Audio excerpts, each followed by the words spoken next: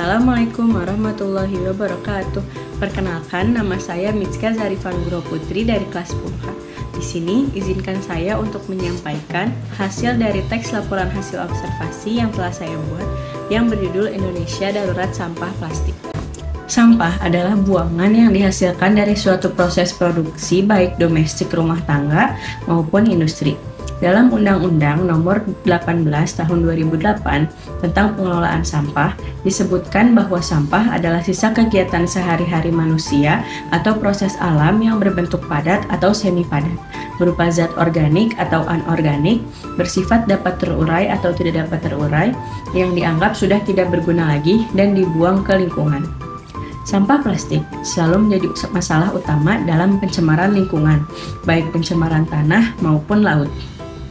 Sifat sampah plastik tidak mudah terurai. Proses pengolahannya menimbulkan toksit dan bersifat karsinogenik. Butuh waktu sampai ratusan tahun bila terurai secara alami. Plastik baru secara luas dikembangkan dan digunakan sejak abad ke-20. Namun, penggunaannya berkembang secara luar biasa dari hanya beberapa ratus ton pada tahun 1930-an menjadi 150 juta ton per tahun pada tahun 1990-an.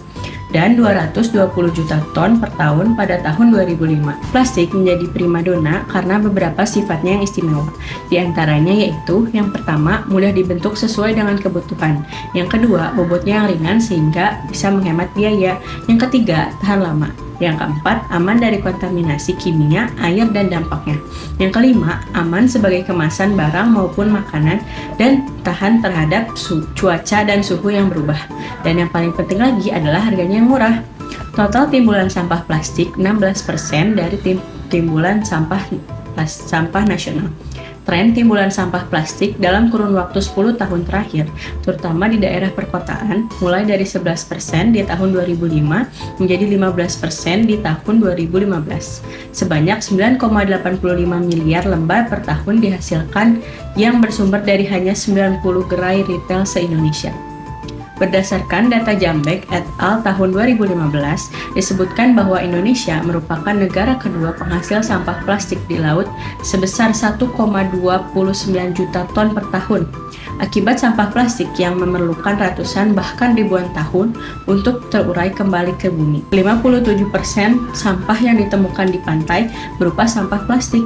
Sebanyak 45.000 sampah plastik mengapung di setiap mil persegi samudra, bahkan kedalaman sampah plastik di Samudra Pasifik sudah mencapai hampir 100 meter. Bahkan, menurut catatan, lebih dari 1 juta burung dan 100.000 binatang laut yang terkena dari dampak sampah plastik ini. Indonesia darurat sampah karena masyarakatnya yang kurang peduli terhadap lingkungan. Akibatnya, banyak dampak buruk yang terjadi pada lingkungan. Oleh karena itu, warga masyarakat Indonesia dan juga pemerintah harus bisa melakukan berbagai upaya untuk mengurangi dampak negatif sampah plastik. Mengurangi sampah plastik dapat dimulai dari hal yang kecil, seperti yang pertama, membawa tempat makan dan botol minum sendiri. Yang kedua, membawa tas belanja. Yang ketiga, mengurangi penggunaan plastik dan hal lain sebagainya. Sekian penyampaian dari saya tentang teks laporan hasil observasi yang saya buat.